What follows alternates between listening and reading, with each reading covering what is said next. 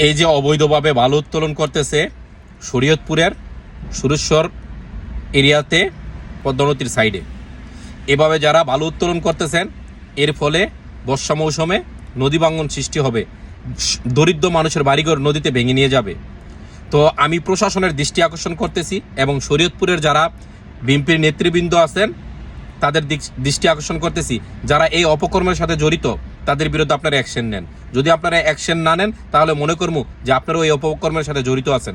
অবশ্যই বর্তমান সরকার যে কোনো অপকর্মের বিরুদ্ধে, এবং আপনারা যদি এর বিরুদ্ধে কোনো পদক্ষেপ না নেন এবং আপনারা যারা জনগণ আছেন সুরেশ্বর এলাকার এই পদ্মা নদীর এলাকার যারা জনগণ আছেন তারা একত্রিত হইয়া তাদেরকে এরকম পিটানি দেন তারা জীবনে যাতে আর বালু তুলতে না আসতে পারে, এবং তাদেরকে শিক্ষা দেন ওরা যে এই কাজ করতেছে এটাকে ওর বাবার সম্পত্তি, এবং এই বালু উত্তোলনের ফলে মানুষের বাড়িঘর ভেঙে নিয়ে যায়, সাধারণ সম্পাদক অসহায় মানুষ দরিদ্র মানুষ তখন ঘর ছাড়া বিটা ছাড়া হয়। বর্তমানে আমরা কিছুক্ষণ আগে এখানে দেখেছি স্পিড বোর্ড এবং ট্রলার যোগে প্রায় শতাধিক এখানে যারা সন্ত্রাসীরা এসেছেন তারা সাংবাদিকদের ভিডিও করছেন এবং তারা ঘিরে ধরছেন যে এখানে কেন সাংবাদিক অল্প কিছু মহল এগুলো করতেছে।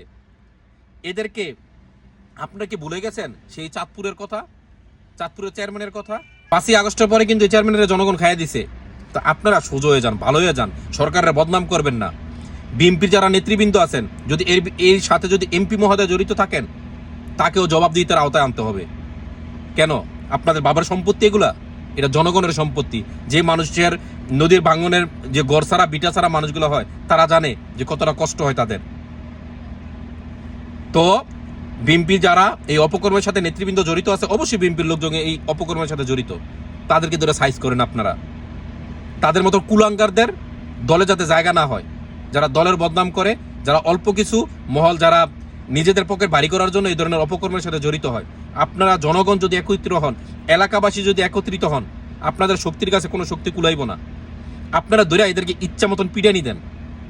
শরীয়তপুরবাসীর দৃষ্টি আকর্ষণ করতেছি, অন্যায়কে কখনো প্রশ্রয় দিবেন না। অন্যায় যে করব তার একটাই শাস্তি, তার পিঠে তার পাছা লাল করে দেন। ও এত বড় নেতা হয়ে যায় নাই যে মানুষের ঘরবাড়ি বিটা মানে যেটা হারায় এই ধরনের কাজ ওরা করতে পারে।